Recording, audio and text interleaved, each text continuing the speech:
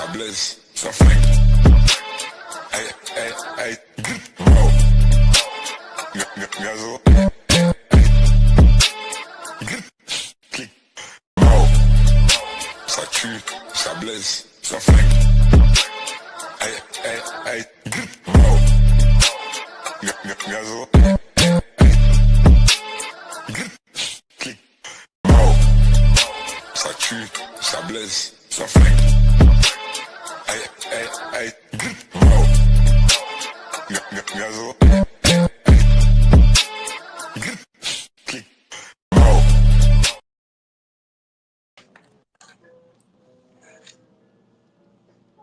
What it do, people? Hey, y'all. What is going on, everybody? Welcome to the living room. Oh, HB. listen. This is the day. This day that the Lord has made, huh? Yes, sir. So we're going to get right into it. Thank you guys for joining. I know you probably go back and see some of this later. We're going to let a couple people join. I can't. Sure. So is it on your page or living It's room? on my page. It's on my page. There we go. So, yeah. Yep. What's up, Miss Cheryl? See, I can't even see it yet. Hey. Oh, maybe I need to get out of the living room account. Yeah, probably. That'll probably help. Yep. All right, people. We have waited long enough. Long overdue. Yes. If you will. So don't forget the audience and don't forget to say the brought to you by. Okay. Indeed. Yep. Oh, yeah. I'm ready, Freddie. Is you ready for Freddie for the one time? Come on now. Yeah. All right, people. You y'all may know who he is. He is the creator of the Holding Court podcast, No Limit recording artist, actor, writer, director. He holds so many different hats. He has been on so many different stages. So without further ado, Big Court's in the building, y'all. Give it up for Big Court. Hey, what's up, man? You know what I'm saying? Welcome to the living room. What's going on, Lavandon? What's up, welcome to the living room. Thank you for coming on. Indeed. Hey, I appreciate you guys for having me. Thank you for having me. Indeed. I got this. So thank you for coming in. We're going to get right into it. So, we've already made the announcement. CEO, producer of the Holding Court podcast. You have so many titles. Actor, writer, I think you do karate. You do a lot. So, there's a lot. So with 136,000 YouTube subscribers and 26,000 Facebook followers, how do you have time for yourself or for family? Well, that comes with practice. I've been in the entertainment business for over 30 years. So I kind of, it's intrinsic for me to balance work-life balance, to exhibit that. So I know how to turn off, you know what I mean? I do work a lot. I go a lot, but I get my rest, I prioritize because I think by the time you hit my age, you know what I'm saying? I'm knocking on 50. So you kind of balance with, everybody's always busy trying to get there. What's there? There really ain't no damn there. So you learn how, you know what I'm saying? You learn how to be present. So I think just with wisdom and with age and, you live life long enough to teach you how to live. So I can kind of do it effortlessly. Yeah. Woo. Yeah, man. That's a lot. Because I know I can't imagine how you have time for yourself. Just based on your resume and things you've done. That's not including what I saw on your LinkedIn. It was so much. So shout out to you for really taking care of business. Indeed, for sure. Yeah, appreciate you coming to vibe with us. So people, please please comment, subscribe. Absolutely. Page. Share that joint. He's live from LA, by way from Kansas City. I'm looking at both cameras. I'm trying to, okay. I'm actually in KC right now. Say it again. I said I'm in Kansas City right now. I thought you were in New Orleans. I was. I came from New Orleans to here, and then I'm going to LA tomorrow. Okay, because I seen that you were at the Essence Festival. Yeah. And I just said that to Lavandon. I think he's in New Orleans. Oh, did. Okay. I also want to thank you for repping the town so professionally, right? For sure. I did notice that even though you're from the 40s, you're from the hood, I didn't see like college education. You are doing your big one for our town. So I appreciate that. And we were talking backstage, and I wanted to ask you, what high school did you go to? I graduated from Northeast Senior, Vikings. Okay. Vikings life, you know what I mean? I barely graduated, but I did graduate. So, Okay, That's all that matters. That's all that matters. Yeah. I went to Northeast Middle School. You know what I'm saying? But oftentimes people, you know, I think because of the way I speak, they tend to think, which is a great thing, they think that I'm formally educated, but I'm not. I graduated high school, you know. That was it. School, college ain't for everybody. Yeah. Very well spoken. I'm like, okay, let me look for his college. I was looking for you. I said, oh wow. So I was gonna say that comes from, because people ask me that all the time. Like, you know, they always tell me you're a loquacious individual. You know what I mean? I think when I was a kid, my grandmother used to make me read the encyclopedia and the dictionary. And so she would quote me, she would quiz me on the definitions and how to use it in a sentence. So like, growing up in my household, I couldn't speak grammatically incorrect. You know, like I couldn't say ain't and can't and different things like that. And you know, my grandmother was what I like to call bugetto. You know, she was like Lena Horne back in the day. She have her cigarette in her hand, and if I said something, she'd be like, "Darling, we do not speak like that." You know, so you know, I think it was just that initial rearing and education being a focal point, and just growing up. And she used to buy me a bunch of learning games, so it stuck. And so that's why in school I excelled at like English and creative writing and speaking and all of that. So yeah, that's where it's interesting that you say that, because so I used to rap back in the days, you know, before I retired. So I went by my homeboys gave me the name of El Perion. Oh, okay. That sounds like some like designer water, or you know what I mean? So, but my goal was I wanted to say everything everybody else was saying, just in a different way. So I used to read the dictionaries and the sources like for hours on end, and I promise you, like people say the same thing. You're so well spoken. Yeah, and you know, my grandmother used to tell me. She taught me that if you can speak well and you have good manners, it would get you indoors that money can't. You know, and she was right. She was right in that. 100%. So I think that, you know, it's been a strength for me, and I can go in and out of each world. You know what I mean? Like I can go to the projects, I can go to the boardroom. So I know how to adapt. You know, so that's kind of one of my superpowers. Yeah, it's important. So they don't box you in, man. That's right. Yeah, they can't box you in. Yeah. So people don't know, you do have a direct connection and respect, and I could say a relationship with Master P. Like, kind of how did that happen? So I connected with Master P in 1995.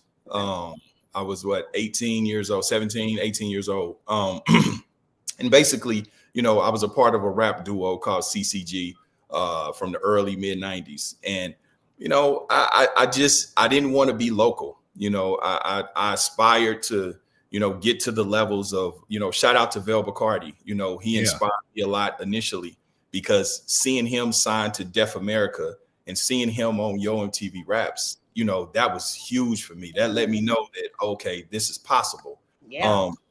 You know, so, and it was other local groups like Pure Dope, even Southside Posse. They were a group called PICO before they became Southside Posse.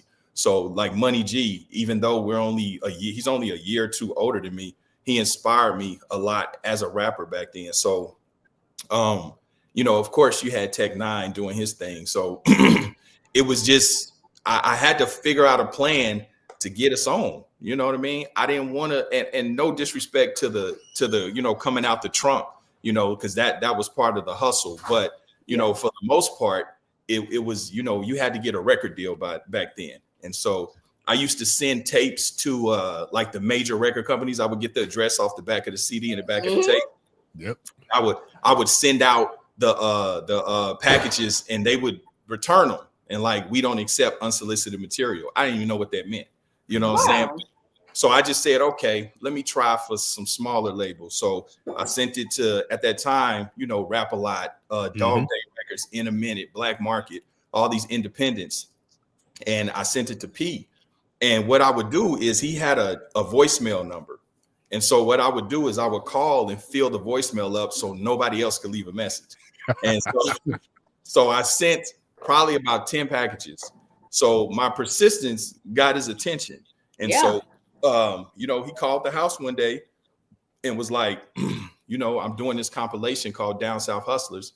I got 8 Ball, MJG, UGK. I remember Down South Hustlers. Yeah. So if you remember that record, I was on the record on the song R.I.P. If you remember, R.I.P. to my homies.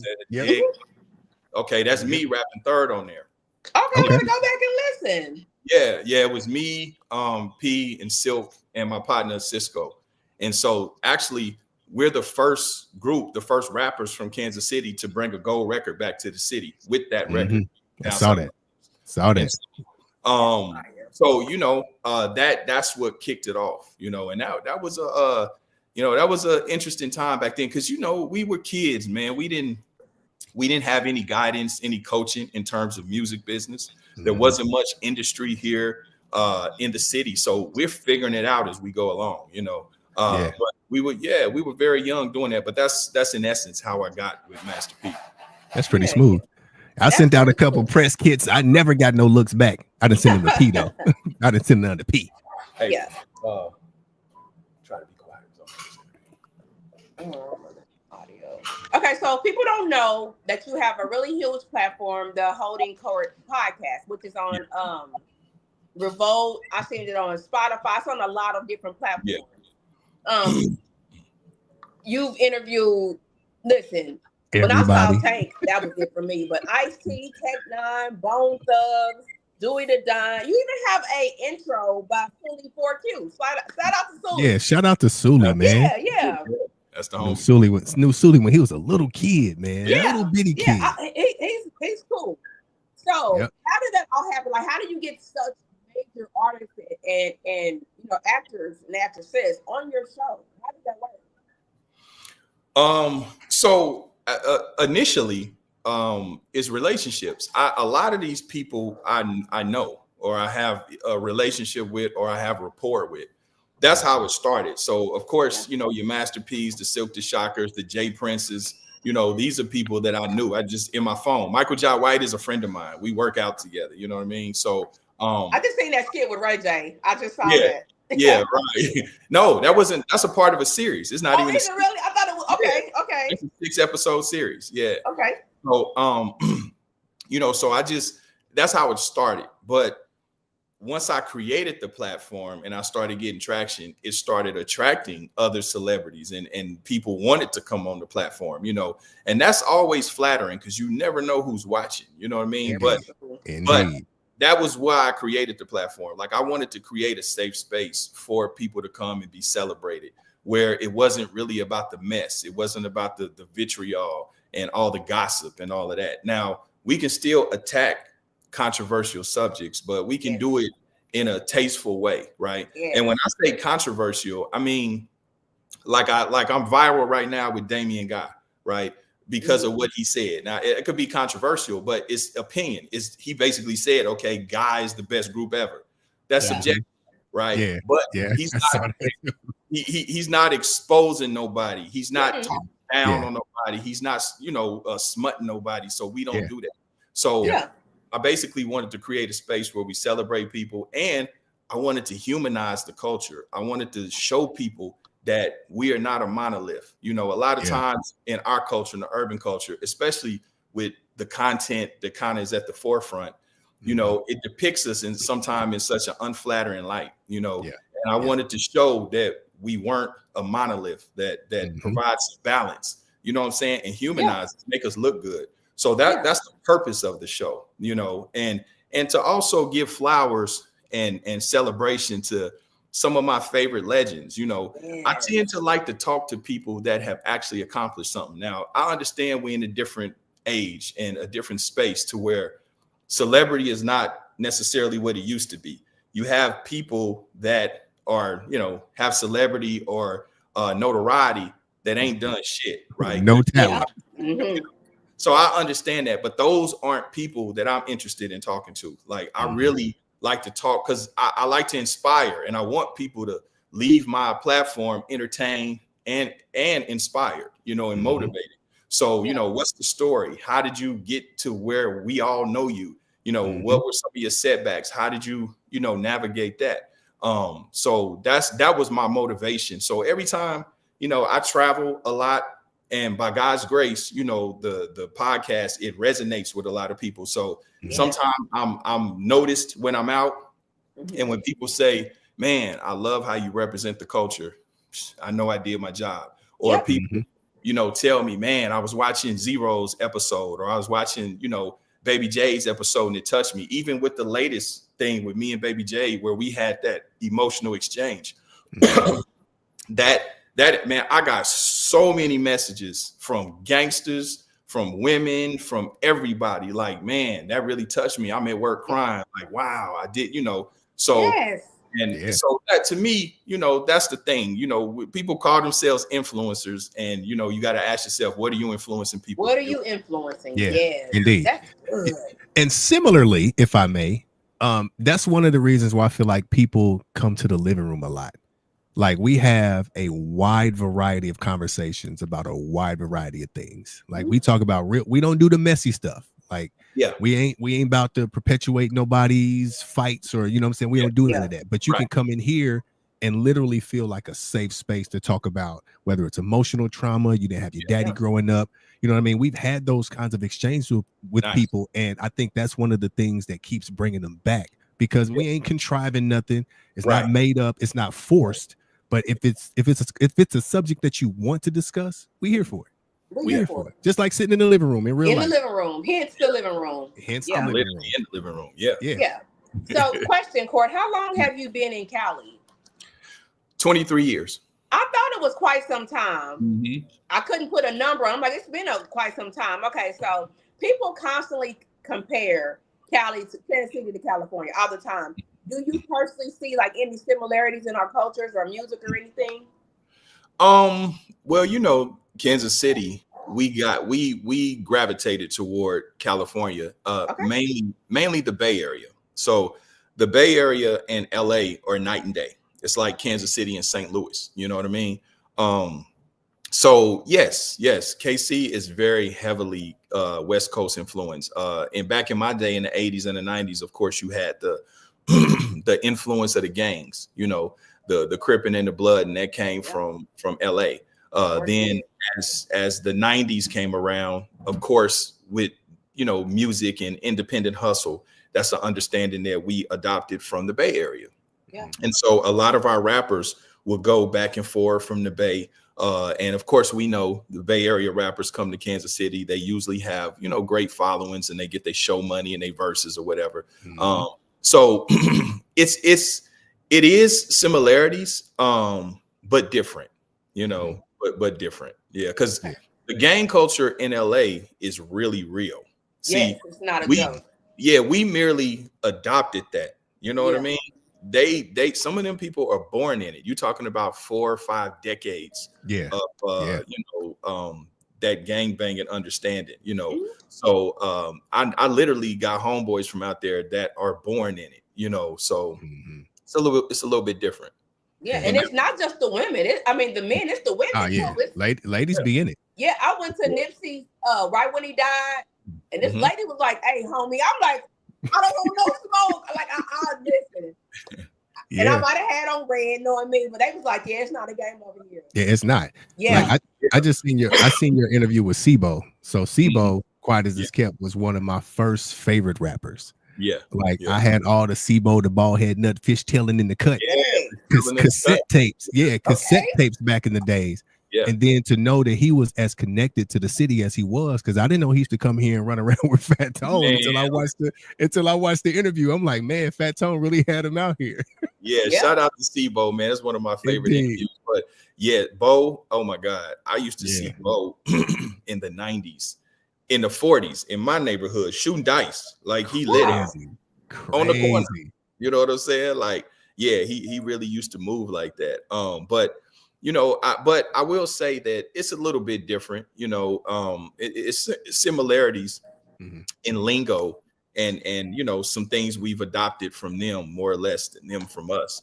Yes. But musically speaking, I always kind of had a love-hate relationship with the Bay because I felt like much love to the Bay because I got fam out there, that I really rock with. But I always felt like they kind of they kind of little dogged us a little bit, you know what I mean? Okay. Because they would, a lot of the people that we consider stars and that we, put on pedestals, and not saying they're not deserving of it, but their soil don't even look at them like that. Like they can't get no money from where they from, but they come down here and they milk us dry. But that support is not reciprocated. I don't know an artist outside of maybe Tech Nine just because of who he is, and Rich because of he kind of facilitated that bridge from the Bay to Kansas City. But other than that, I don't know many rappers that could go to the Bay and get the same reciprocated love of being able to do paid shows and verses and all of that. So in that respect, I felt like we needed to get our identity outside of that, and we've started to do that. So I love that.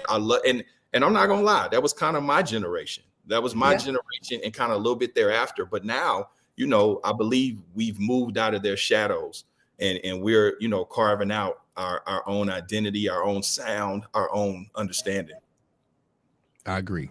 Yeah. Agreed. Yeah. Agreed. So speaking of the Joe Budden thing, I did go back and see how they really took your clip. Yeah. Didn't say this is from the whole. They didn't give you no credit. No, well, I didn't see them credit anything. Maybe I missed it. I didn't see them. No, did Joe, I miss it? Yeah. So Joe Budden did. It's on the okay. I missed it at first too, but it's on the side. But Ricky Smiley did. Ricky Smiley did the same thing that Joe Budden did. Ricky Smiley. I didn't know Ricky Smiley did it. Ricky Smiley did it last week. He did the same thing Joe Budden did. They played my clip. They discussed it a good portion of their show and did not give me credit at all. At least Joe Budden did put. Now they could have added me or they could have collaborated with me, but they did put it on the side. So I give them. But Joe Budden did get me one time. Okay. Just not this time. He got me with Ice-T. My Ice-T interview, my second one that I did with Ice. He did that. He played it on the show, never said nothing about where he got it from. Shannon Sharpton got me like that too. Shannon Sharp he fucked over me the same way. But Uncle Shannon. Yeah, shout out to the platforms. But like I said, bro, MSNBC played my Tank clip, gave me full credit on MSNBC. You talking about millions of people. Major. Gave me my credit. Breakfast Club. They've mentioned me a few times and talking about my content. So I don't know. I don't know why it's so hard for people to do. Just mention where you got it from. I mean, so how does that make you feel from a journalist standpoint? You know what I'm saying? Like, they teach you that shit in school, though. I mean, even when you're writing a paper, they want you to cite your sources. Cite your sources. Yeah. Cite your source. Come on. And it only takes a second, but I believe that's some of that passive aggressive kind of hating type shit. I think when they feel like you're either a threat or sometimes they simply just figure I ain't nobody. You know what I mean? So, it's unfortunate, but that's okay because them tables turn. Oh, 100%. Yes. So is that illegal though? Is that illegal what they did, or is it every fair game? No, it's not illegal. It's just unethical. Integrity. It's just it's having integrity. It's not illegal. Okay. So talk about the podcast a little more. Who are your biggest influences in the podcasting world, or just like in media in general? Oh, that's a great question. I've never been asked that, I don't think. I'd have to say, okay, so I grew up watching Arsenio Hall. He was a big influence. Barbara Walters, Larry King. Larry King. Great names. Great names. And probably in terms of podcasts, I'd have to say, oddly enough, controversial, Vlad. I learned a lot watching Vlad. But initially it was the OGs, and even when I was watching them as kids, I didn't realize, we don't know where the game is going to take us. You know what I mean? But I was always fascinated with interviews. I was a kid and I would watch Barbara Walters, you know, and I was watching Larry King, and I would just be intrigued by the conversation. So little did I know that years later, decades later, you know, I would, you know, kind of carry some of those elements with me. And matter of fact, Arsenio Hall just got in my comments about 2 days ago, and I invited him to the show. That's so cool. Come on. That is so cool. Man, come on. Y'all don't know nothing about that Facebook. Yeah, that's before y'all time. It's before y'all time. So what strategies have you found effective, like for growing your YouTube channel? Like, what do you use? So with YouTube, now the algorithm has really changed since I started 4 years ago, right? The algorithm was very, very friendly to people, to content creators years ago, you know, but the last couple of years, I think because of the way the ad spends are, you know, the economy has a lot to do with it. You know what I mean? Because they have, you know, they're not spending as much money. They're being very picky about the type of content they want to run ads up against. I believe they suppress minority content as well. But to answer your question, I think it's just consistency. Your first line of defense is going to be your thumbnail and the caption. Thumbnails and caption is your first line of defense. Then, you know, when you talk about SEO, I think making sure that you have a description in the body, you know, making sure you're using keywords. And I learned to mute the profanity because I believe sometimes they ding you and suppress you for that. So, so those are little tips and tricks. And then working the YouTube Shorts. YouTube Shorts is great for channel growth and for discovery because that's small content. So I'll give y'all a little cheat code. And this is just something I learned trial and error.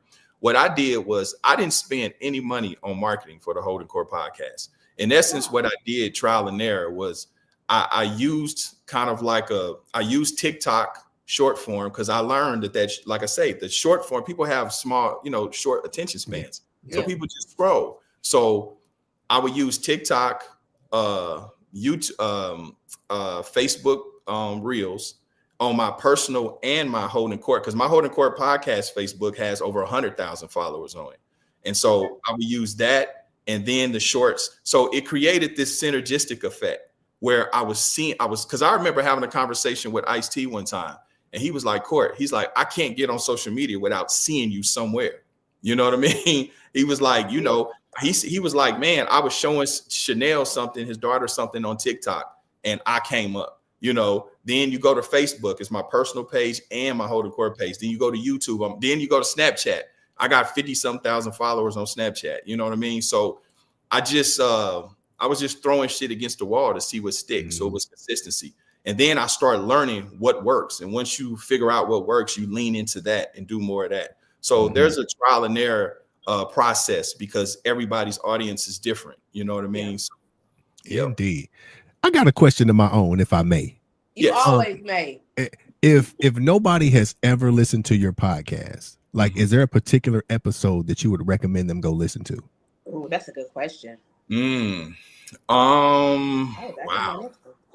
That's hard to answer because you have to know what the individual's interests are, right? Gotcha. So if they like sports figures, then I say go to Zab Judah, you know what I mean? Or go to Katino Mobley or Matt Barnes. You know, if they like actors and actresses, I got Tiffany Haddish and Michael Jai White and OG Bobby Johnson, you know what I mean? OG Bobby Johnson. Yeah, you know, if they like music moguls, you know, of course I have Master P, Jay Prince, and all of these people. And Tank, don't forget Tank. Sorry. And Tank. So if they depends on what they're looking for, because I have a lot of people. I've covered a lot of ground in 4 years.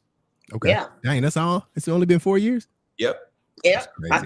It seems like it's been longer. Yeah, it seemed like it's been way longer. Yeah. That's wild though. Shout out to you for making all that headway. With being on social media, even we experience from time to time, not very often, negative feedback, right? So when I'm searching your stuff, the responses you gave back in the day was a little rah-rah, like the old stuff I saw as opposed to now. Like, how do you handle negative feedback or criticism? You know what? This is the thing, right? I rarely get negativity. And when I do, 99% of the time, it comes from Kansas City, right? Yeah. So I was late to social media. So I didn't get on social media till like 2018, right? 2017, 18. And the only reason I got on social media is because I did a show with Master P called Doing the Most. And that's kind of where one of the seeds were planted to get into media, right? And they contractually mandated me to have social media to post about the show. That was my first time. I had to have someone teach me how to post to Instagram, right? So now this is 2017, 18-ish, right? You got people that got Facebook pages 15, 16, 17 years old. You know what I mean? So probably what you're referring to, I was learning the nuances and the culture of social media. I come from the old school. So when someone says something disrespectful to me, at least then I'm thinking you for real. I take it to heart. Like, well, where you at? You know what I mean? When we gonna meet up? You know what I'm saying? That's fine. And I'm not understanding, that the trolling. I had to learn what trolling was. I had to, me and Willie D from the Ghetto Boys, we had the same conversation. Jay Prince, same thing. Us from the real world having to navigate this new world, and we don't come from, just blatant disrespect, especially for no reason. We don't come from that. And we come from, where you show off is where I go off. Right. So okay, we can do that. So, but now, as you say, I've learned that most times they're really fans and they really just want, because you catch me on the right day, I'll be petty and I'll clap back if I'm in the airport or something and ain't got nothing to do. Right. So, and I've had a few, people that'll troll or say something. And then when I get on their ass, they'll message me like, "Oh, big dog, man, I was just messing with you, bro. Like, I really fuck with you, they want a little recognition. They want to be recognized.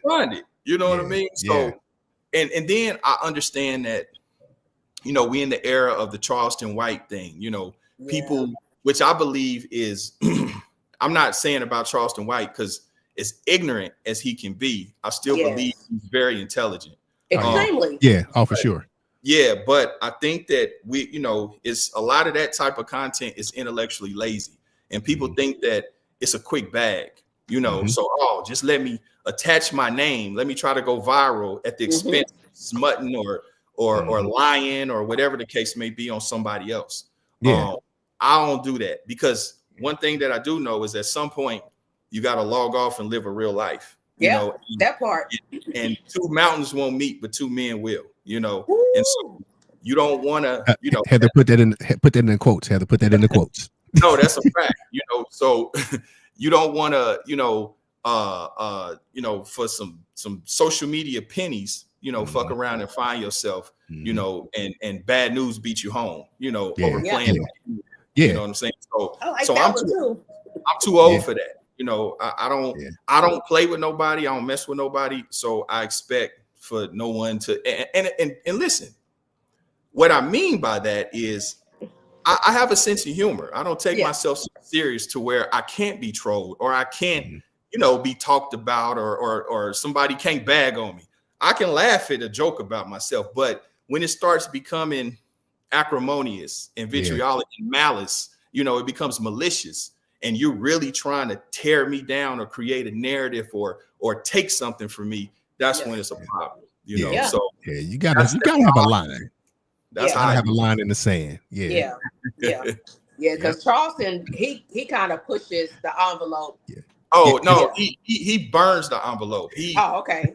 Charleston, he obliterates all boundaries, and I get what he's trying to do, but to be honest with you, I think he undoes the ground that the message, it gets distorted in all the disrespect, And I don't know, man, I just come from he's a year or two younger than me. So I just come from, he know better. He wasn't raised like that either. He just got a taste of the internet fame. And I understand he's an entertainer, but I also think that you have people that do this shit under the guise of entertainment that really be trying to get their shit off and say what they mean. But the crazy, everybody ain't raised like that, bro. Like everybody don't take the internet for the internet. Like you gonna have to see me in real life. Like what you said on the internet, you gonna have to see me in real life. Yeah. And that's the frustrating part is when you got niggas out here that'll play. They play all day. Yeah, you know, I nigga, play with your bitch. Don't play with me. So period. They'll play all day, and then when you get on their ass, it's they want to play victim. Internet, man, I was just playing. I was just stop playing so much because everybody ain't playing. Everybody ain't playing. Hey, so like Craig told Smokey, you walk around the neighborhood all day playing. You think he's playing about his money? Yeah, I don't play with people, so I expect people to show the same respect, especially if we're not. I should say, especially from the city, because there's we 6 degrees separated, so we it ain't nothing for us to. We know the same people, So I feel like, I don't know. I don't get the just the hate and shit. I don't understand that. Yeah. That's cool because we're still fairly new. We haven't gotten anything too crazy, but with the negativity, but we don't play it. We'll cut it off quick. What advice would you give to new podcasters who are looking not only to grow their platform, but to ultimately, importantly, monetize from it? So I would say, figure out what your voice is, find your people, and then super serve that niche, super serve your people with the content. Consistency, I can't stress enough, man. You have to be consistent and be on par with your brand and what you're selling. And I think consistency is the biggest thing. Even bullshit can win if you're consistent. You know what I mean? So it's I think just man, listen, with social media, I urge, rappers, content creators, everybody, man, find your people. There are millions of people out there that like what you like, that think how you think and share your sensibilities. You just got to find them and then build that ecosystem, and you have to keep them fed. If you think of yourself as a brand, you think of your podcast as like its own TV station, its own little world, and you want people to come in, and it's like, imagine you tell them to come in the store, but you only got one thing to sell. And once you sell them that, it's like, damn, there's nothing else in here, and they leave. So you have to figure out how to keep them in there. So that's going to be consistency. What all do you have to offer? So like when you go to my YouTube page, it's like going to a music store, that's why you see it. It's like labeled. It's like, okay, moguls, media moguls. Oh, the top influencers. Oh, the West Coast legends. Oh, the 90s stars, because this is my store. Welcome to my world. This is what I have to offer. And I have a plethora of content and different personalities and different experiences for you to go. So you open for business, but your other platforms have to match that because we're in a very superficial type space. The content, because I don't judge content off of traction, right?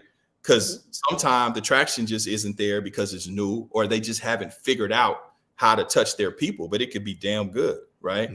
So, the thing is you have to be open for business on all platforms. And let me say this, a podcast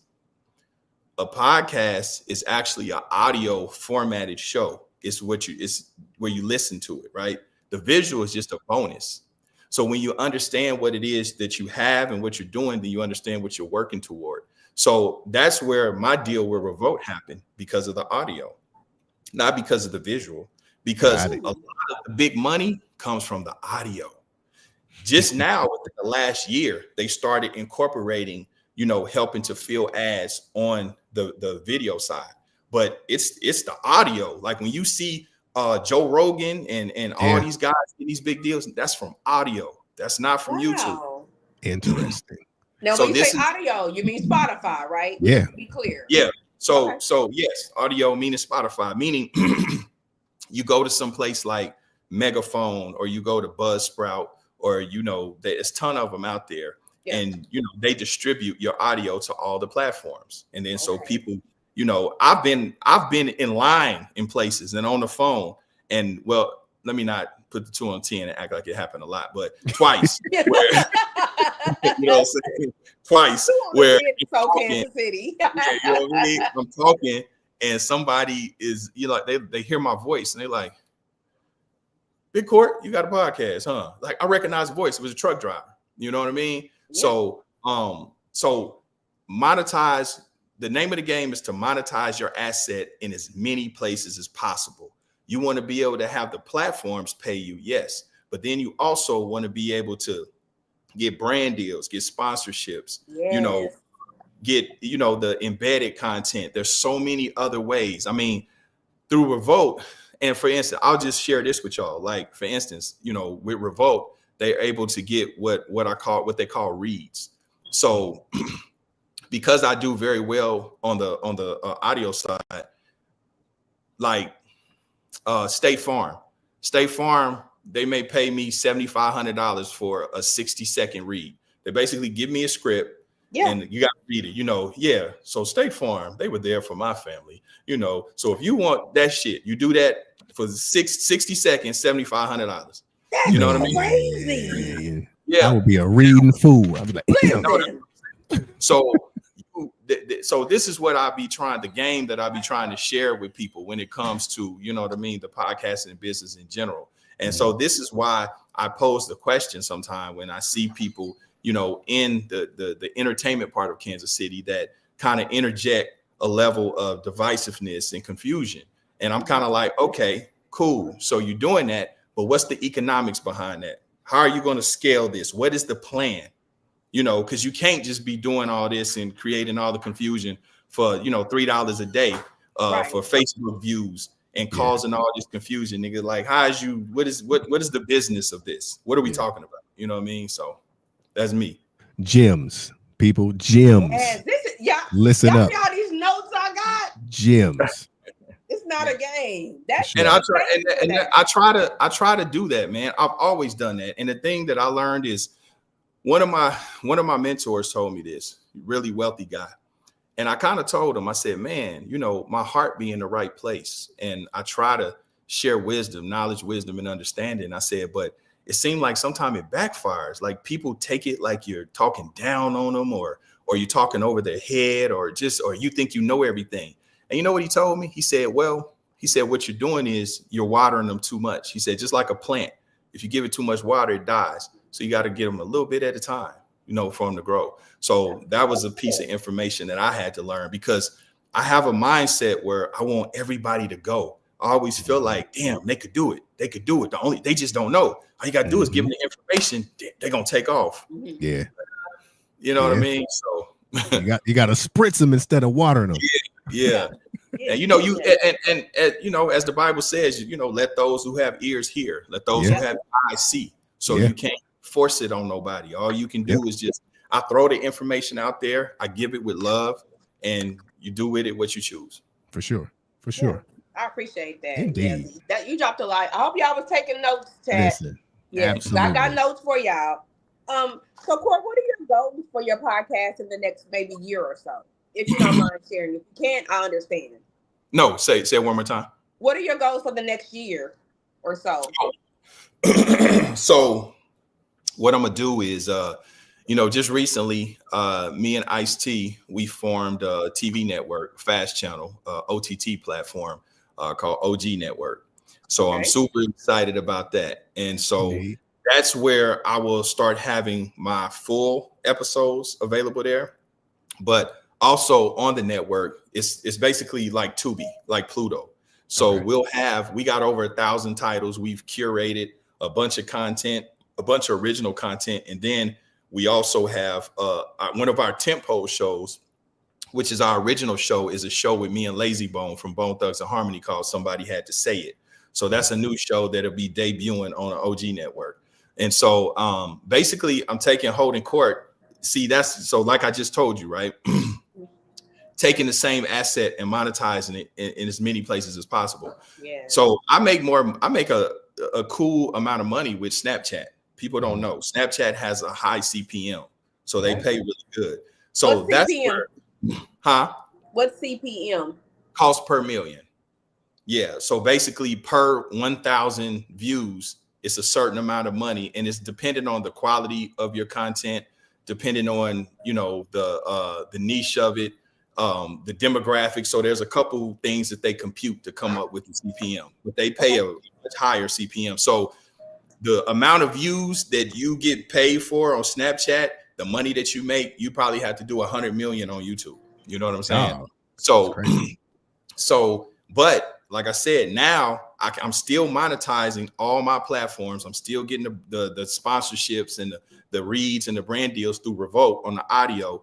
And then Revolt also fields ads on my YouTube. But now I've opened myself up with OG Network, which I own the infrastructure with Ice-T. So now I'm monetizing my own content over there too, which pays a higher CPM. And I own the back end, I own the data. So I have all the information of the users, you know, so that's value in itself right there. So that's why I elected to do the OG Network, because, you know, as minorities, we don't own a lot of this infrastructure. Like, if you think about it, with Instagram, with Facebook, this is all rented real estate. It's borrowed real estate. Yeah. They control our algorithm, and they can wipe our followers away like that. They can do what they want with us. Right. So that's why I wanted to create the OG Network, because you have a lot of displaced content creators and movie directors from Tubi, you know, because what they did with Tubi was kind of like what I like to call content gentrification. Yeah.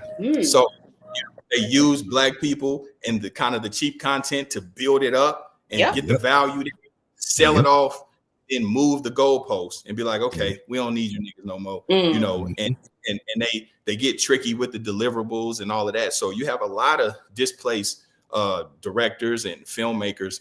And so we want to make a home for them at OG Network, where they can get paid, they can get discovered, they can have their stuff out there. So, you know, Ice-T, we partners in this, so I'm super excited about that.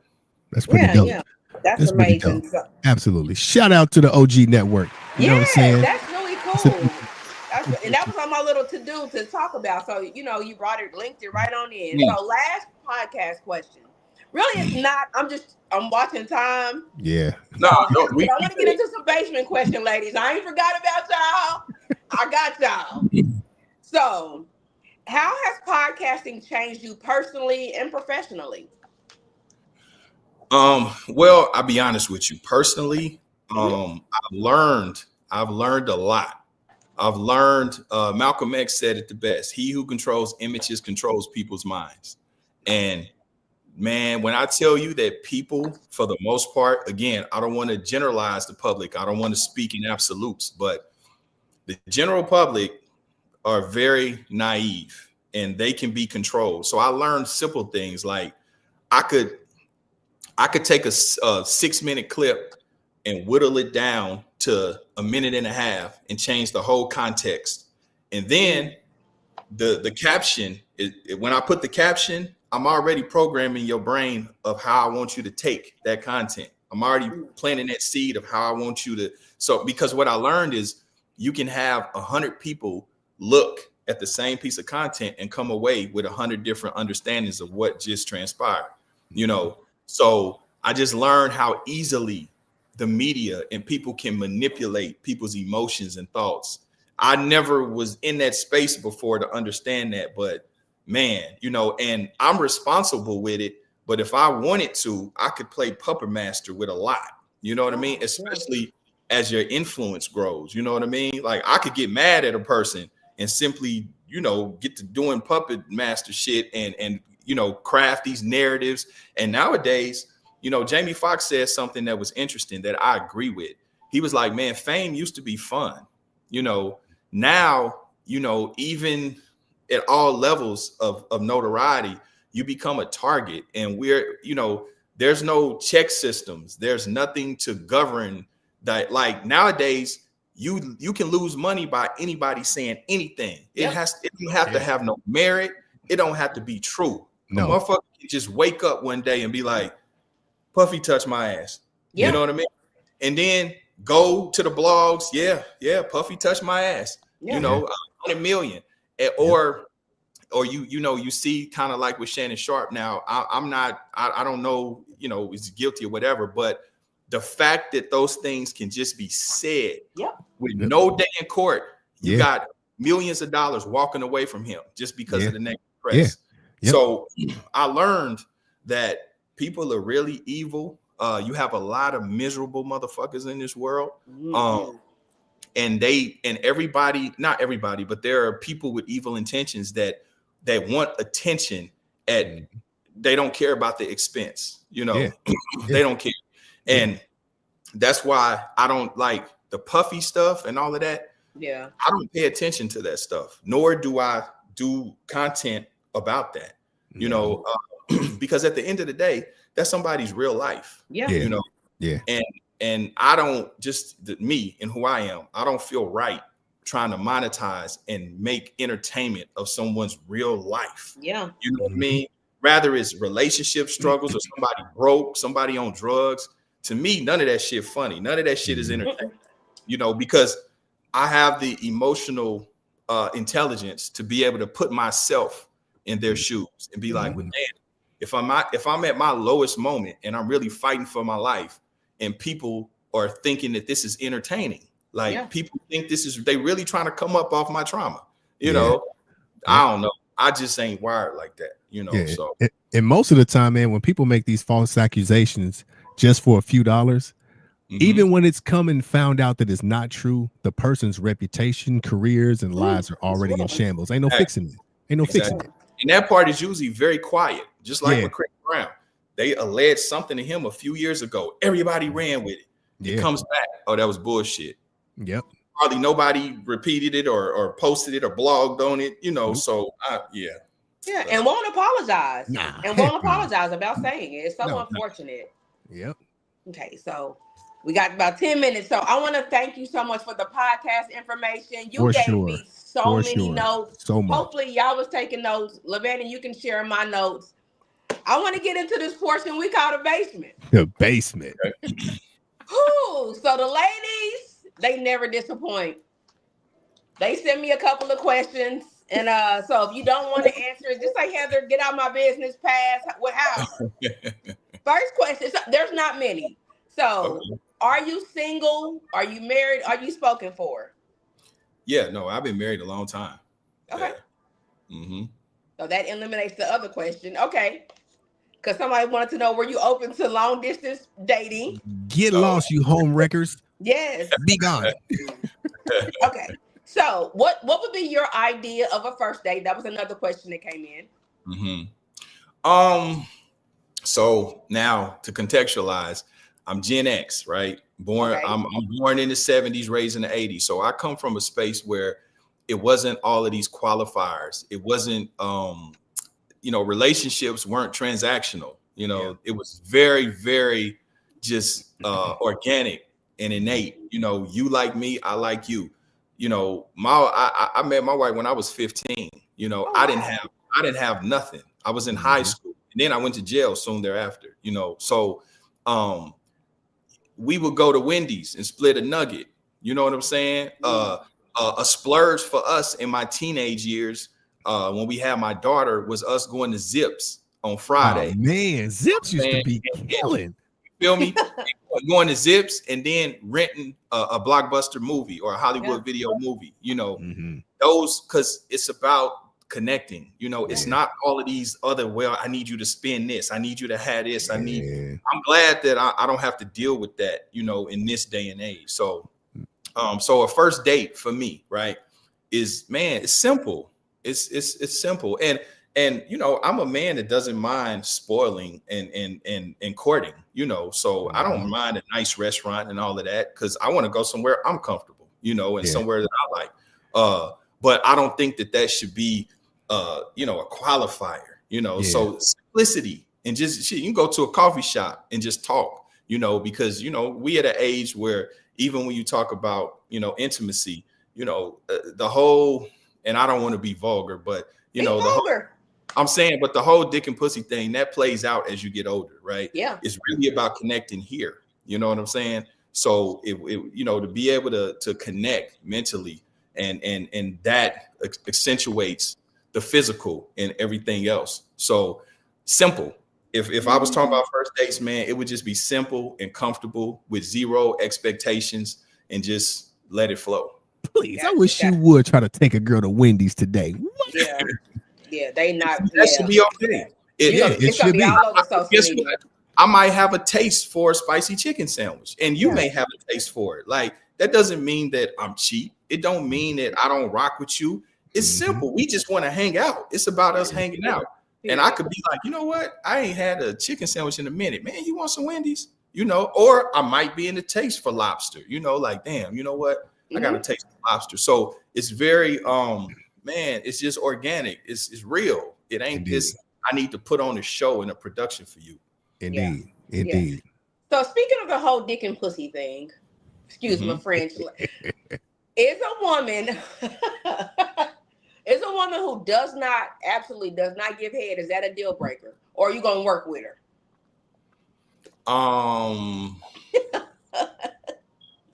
Well, I don't know. I would say that's for the individual. You know, it's whatever it means to the individual. You know, everybody like different things. You know, you have some people that don't trip on it. So if it's not a big deal to them, then shit, go with it. Because I'm sure you don't want it if the person ain't into giving it.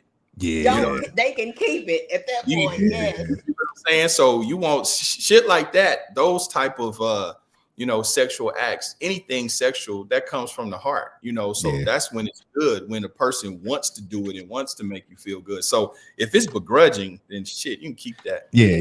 You're gonna run into a pencil sharpener, is what you're gonna run into. Yeah. Oh, a pencil. Wow. Yeah. I mean, because if somebody really dig into it, if somebody, you know, you're gonna get teeth and all kind of shit. Yeah, I'm you know telling what I mean? you. So, Yeah. Whoa, Number 2 pencil, brothers. Ripe for the testing. Whoa. Okay, so really quick, pick a number between 1 and 100. 4. Pick another one. Yeah. You know, niggas, we don't like corny questions. Yeah, for sure. 49. Okay, it's highlighted, so it's a good one. What nervous habits do you have? Nervous habits? Like, do you bite your nails? Do you? Okay.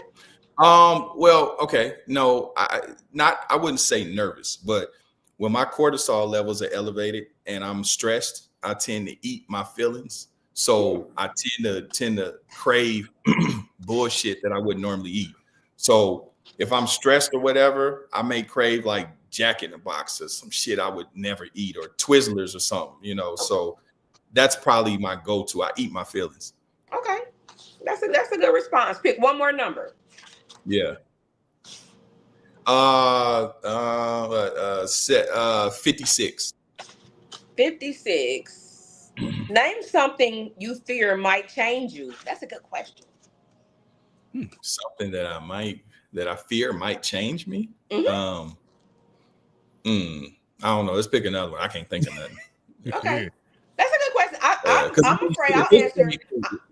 I think I'm afraid that social media, like going crazy, might change me. That's my biggest fear. Like being viral?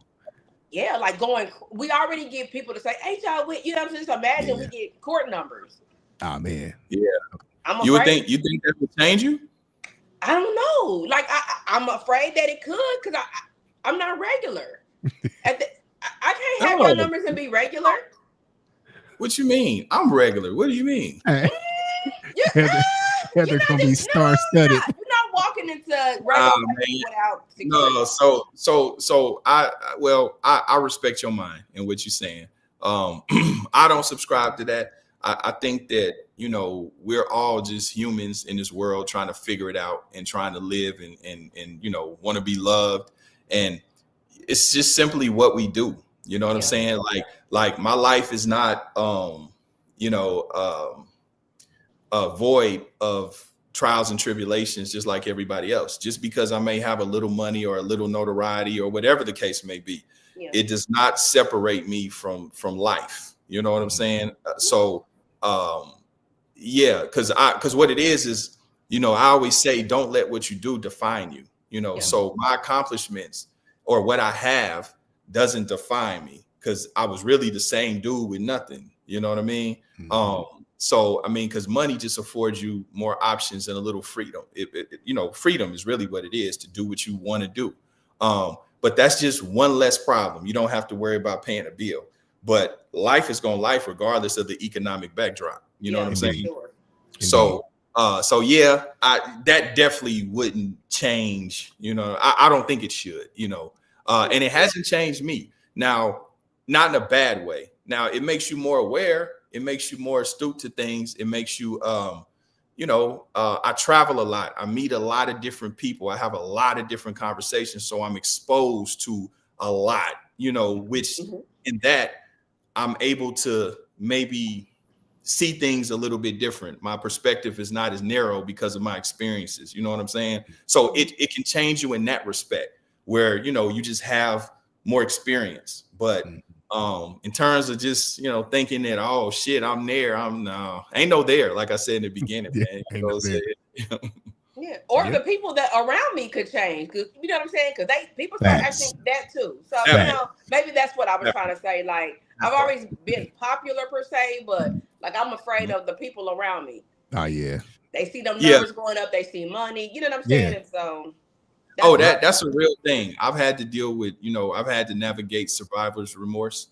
And then also, people relate to you differently, you know, because it's hard for them to, and I love people to be regular. And what I mean by that is because you have to find a balance, right? My thing is just be regular, right? So you don't have to put me up here and you've known me forever. Don't do that. But then don't try to go out of your way to push me down because you want to make sure that, oh, nigga, I knew you was such and such. You ain't that's what they do. That's exactly what they do. You know what I'm saying? So, you know, just be regular. And, you know, I like the normalcy, you know, when it's like that. But you're right. People do change. They change how they relate to you. They do. They do. Yeah. Yep. So in closing, is there anything that you like to share about maybe the podcast or your journey as a creator? And where can everybody find you? I gotta make sure I didn't forget that part. Well, everybody can find me at they can subscribe to Holding Court Podcast on YouTube, Holding Court Podcast on IG, on Facebook as well. We over 100,000 there. I am Big Court on IG. Also, go rock with my daughter, Rachel Renee. She's a tech founder and my co-host. She just raised $250,000 for her company Goat Move. So she doing big things. So go follow her at RCH. RCHL _ Renee, RENEE. What else? Oh yeah, on the audio Revolt TV. And you know, when we launch OG Network, which you'll see the media, because we go into the Breakfast Club, we doing all the media run, but OG Network, y'all be sure and download it when it drops. We gonna have all the fly content. We got over 500 titles. We got original content, the new show with me and Lazy Bone from Bone Thugs and Harmony. Somebody had to say it, and also Holding Court full episodes, and we'll have new Ice-T content on there as well. So we working, man. We doing our thing. Indeed. I love it. Thank you so much for taking the time out. I really was like, LeVan, and he wrote back. Hey, he was like, absolutely. Nigga, like we was going crazy. So for sure. I appreciate the love, man. I do. Yeah, I appreciate the love. Listen, I tell people, man, I'm just a kid from Kansas City, man. Like, I love it. I appreciate the love and all of that, but I'm very regular and very rooted. And like I say, I don't live what I do. I'm really an introvert posing as an extrovert. You know what I'm saying? Yeah, I'm very simple. I don't like a lot of attention. Now, when I step into that creative space and I step into the light, then I come alive. But for my default setting is, I ain't here like that. I'm off in the corner doing my thing, but I appreciate the love. I really do. And you guys keep on doing what you're doing.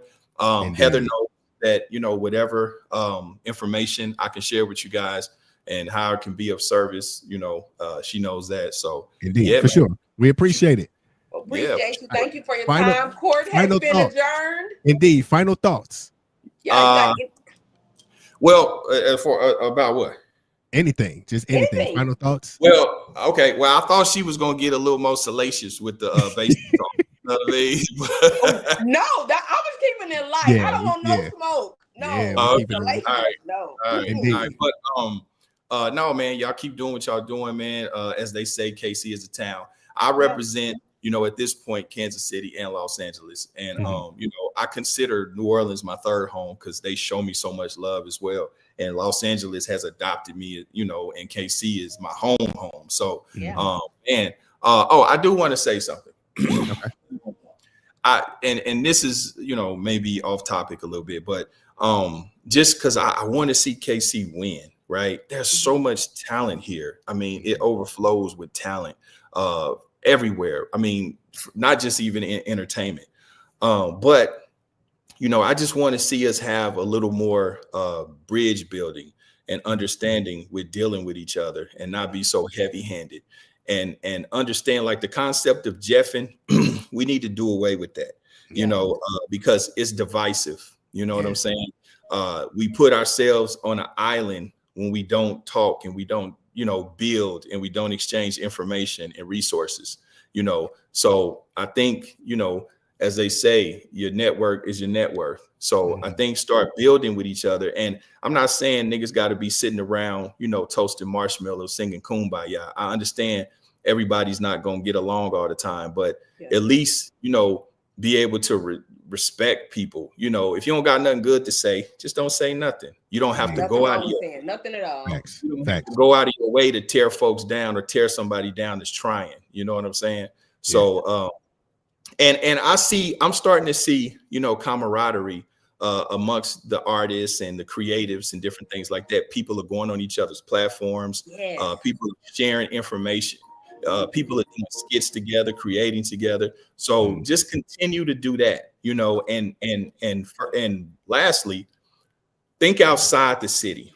Don't just think in the city. I was telling Heather this, don't just, I think our words and what we speak are like spells, you know what I mean? So you can speak things into existence and yourself hears yourself, so when you say things like, oh, I just want to be such and such of Kansas City.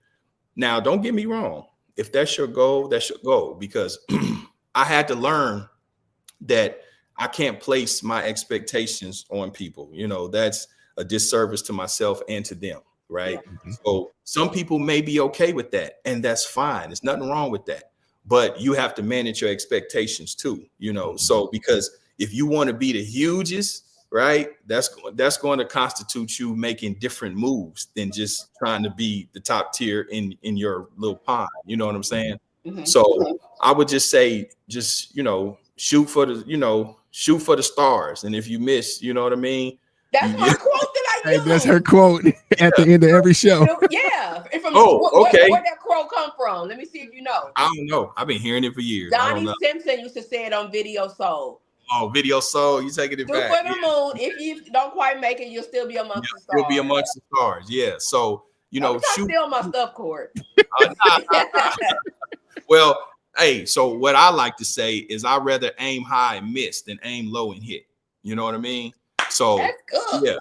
That's what I say. So yeah, that's a good one. Hey man, try to do it as big as you can. Don't be afraid to think outside your comfort zone. Don't be afraid to grow, because the talent is there.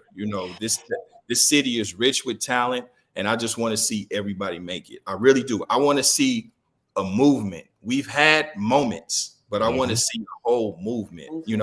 I want to see like how in Atlanta, all them niggas got Ferraris and Rolls Royces and Lambos and all of that shit, right? I want to see that shit here. I want to see all the niggas, and not just about the material things and the accoutrements of success, but I just want to see people be able to live off of their art, live off of what they're passionate about, be able to, give their kids different opportunities that they didn't have. You know what I'm saying? Absolutely. It's a bigger play there that I'd like to see, and we're working toward it. So continue to keep doing what y'all doing and building on a positive note. So that's what I want. Appreciate you, man. So appreciate it. I'm just so full. Thank you so much. I appreciate it. Like, it just, Indeed. I ain't gonna cry. Indeed. HB. I don't have nothing else. I want to vibe with the audience about some other stuff, but outside of Indeed. that, we're like I wanted to make sure Court got off right at Absolutely. this time. Yeah, Perfect so. time. So real quick, I got a few more minutes. Does okay. does the audience have any questions for me? Oh, I didn't even look. So Yeah, so I'm looking in the comments. I haven't seen many questions. They're just like rocking with everything you're saying, like for sure. So, hey, Chad, he said he had a couple of seconds. If you guys got questions, Drop it in the comments, I people. thought that what you said you didn't see any. Like I'm in the Facebook thread now. Yeah, that's what I'm looking at now. Yeah. Okay. Yep. Here's y'all opportunity. This is y'all Y'all opportunity. got questions. Don't be trying to steal my notes. You got 2 minutes. Y'all got 2 minutes. And counting. I did have an additional question because what's one thing I never run out of? Questions. Yeah. What is the number one question that people ask you? Damn, that's crazy. I don't play. A number one question that people ask me. Okay, I do know. Yeah. Usually they ask me how big are my arms and how much do I bench. That's usually the a common question. Mm-hmm. How much do you bench? We want to know. Not that much. You know what I mean? I don't go over. Watch this. What? How much? I don't go over 225. You know what I mean? Yeah, I don't even know what that means. That's safe. Well, we know you can lift more, but 225. I could lift more, but there's no point in it. You know, at that point, I'm just risking injury. Yeah, you ego lifting. Ego lifting. Yeah, ego lifting. I don't do that. Because when the points drop video came out, I said, brother, be in the gym a little bit. Yeah.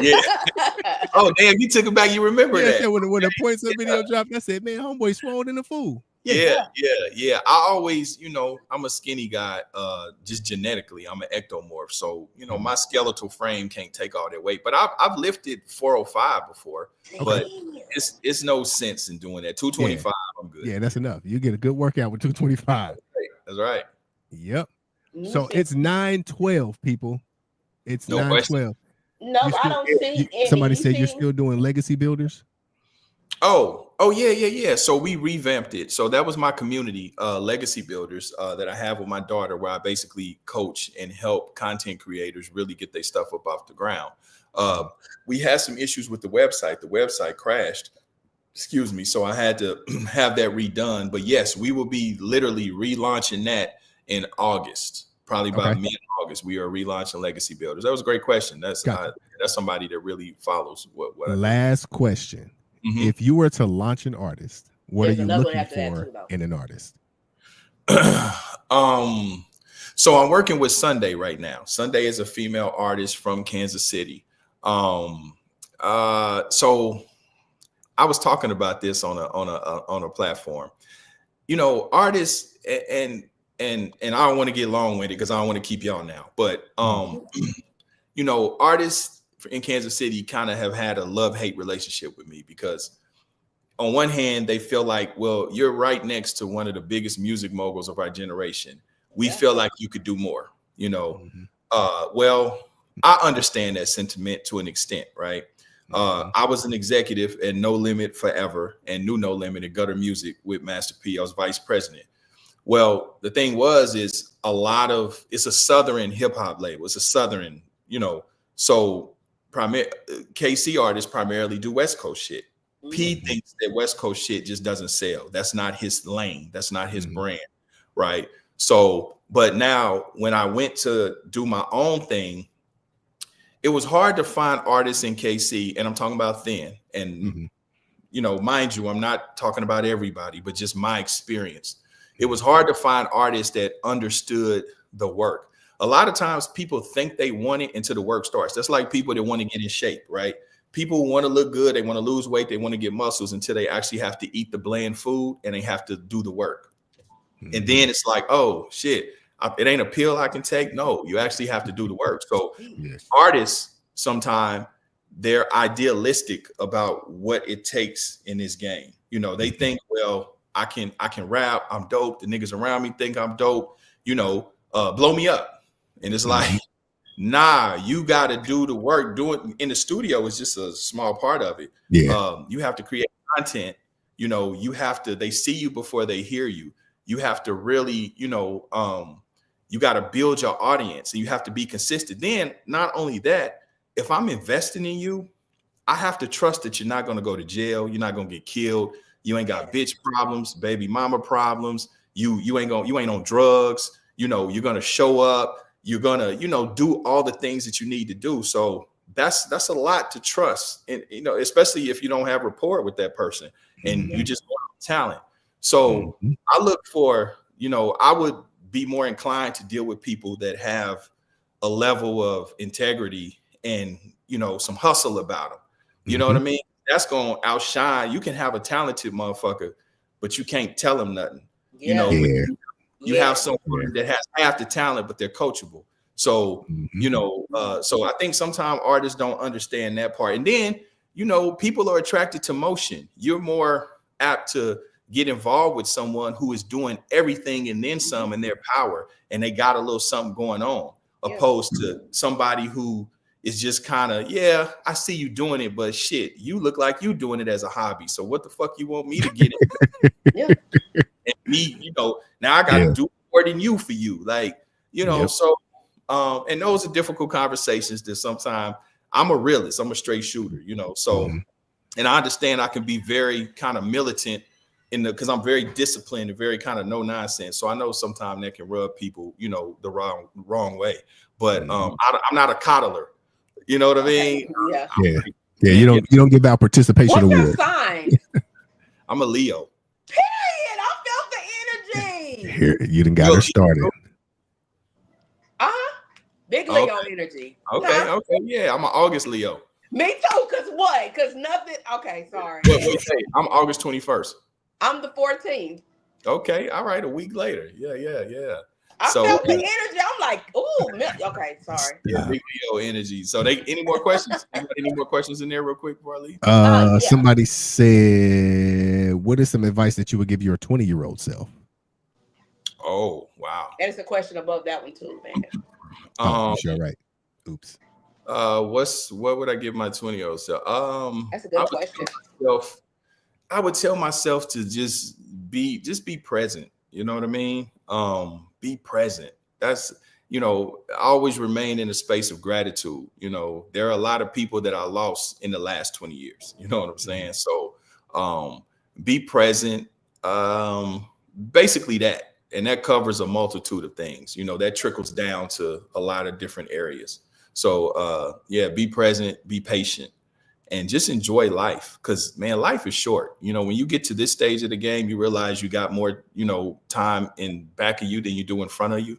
And you really start to understand this thing like, oh shit, time is tight. Like you think you have time at 20, but that shit go like that, so quick. Very extreme. So, breathe deep, what I'm saying? Love hard when you're looking, actually see people, see things, say the things that you mean, try to, contribute something to the human experience, try to leave a legacy, because people really don't remember what you say. They remember how you made them feel, so, it's really understanding what this life thing is. So I would tell my 20-year-old self, just, man, be diligent, but be present, For sure. For sure. You had one more, or was that it? I don't know. Heather? Tell me. No. So, Court, whatever you have time for, there are 2 questions. Okay. Yeah. Real quick. What is it? One of them says, are you still doing the health content? Yeah, that will be in the Legacy Builder. I will have a leg over there, of space to where, yes, I still be giving people advice on the healthy content. Yeah.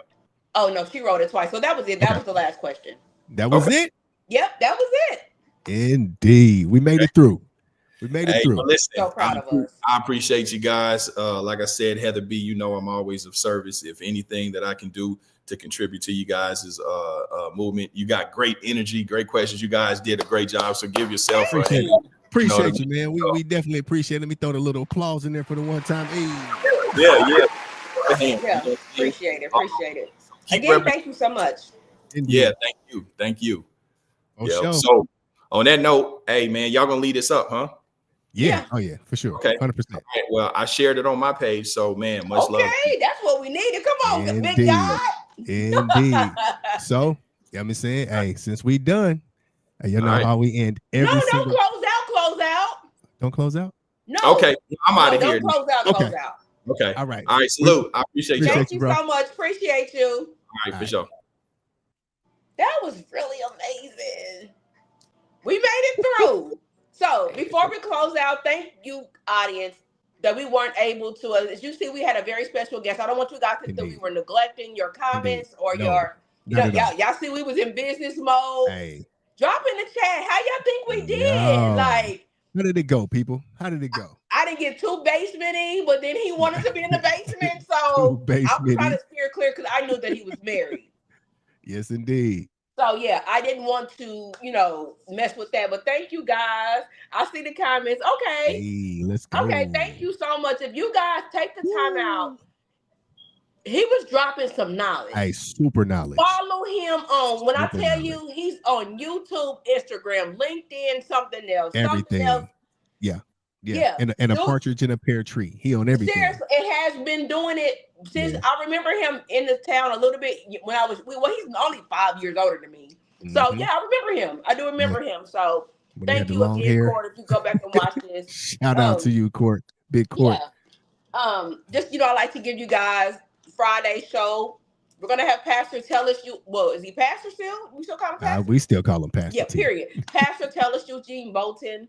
You know what I'm That's saying? gonna Friday. be a very intimate conversation. Very. For me and LaVandon personally, that is our pastor and is our friend. And so I'm excited about that. Hopefully you guys tune in. Please, I don't want to keep begging because Marcel said stop doing that. Can you guys share the live? Follow us. We're almost at. No, he is fine, Robin, baby. I was trying to keep Shorts is coming. Sorry, Robin, baby, honey. You see, I had on my sin red, but I had on my mother first lady dress because I was not finna deal with that. Man, I took my glasses off. But yes. New to y'all podcast and y'all work well together. Y'all did a really thank you so much. Thank you, Yosh. Yes. So if you guys have comments, questions, suggestions, thank you, LaVandon, for helping with. I was so nervous. Girl, listen, as I told you, you always do great journalism. Okay, you always do. Like I said, I mean, he is to date our biggest interview, our biggest check guest. His number, Josh. Not a Indeed, game. Our biggest guest. And like I told you, man, you ain't got to do nothing different. I'm like, he's coming over here because apparently he trusts our content. So just do what you've been doing. You ain't got to switch nothing up. Yeah, I was trying to stay on task and write notes and write stuff to the side. So thank you, LaVandon, for your support and helping me with this and us just doing what we do best. Yeah, indeed. So if y'all got questions or comments, I'll go back and respond to them. I'm gonna be up for a little bit. If nothing else, Friday we'll see you guys. That's all I got. Shoot for the moon. Even if you don't quite. I'll tell you that. I got something to tell you after. Really, very brief. Okay, shoot for the moon. Even if you guys don't quite make it, I swear you'll still be amongst the stars. And as always, until next time, y'all know where to find us. Same house, same couch, same crew. The living room. We out. Hang out for the outro, baby. We out this I love the hang out for the outro part. Bye, guys.